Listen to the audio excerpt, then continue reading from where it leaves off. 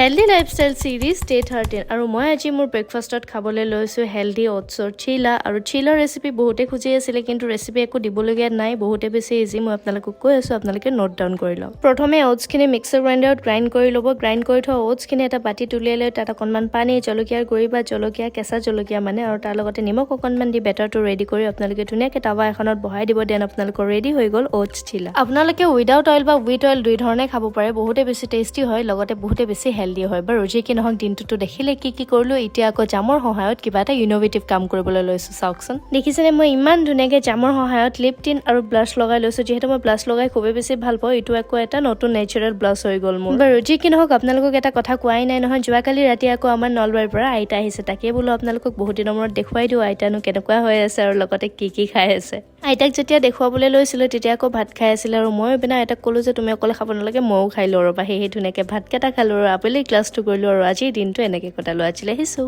বাই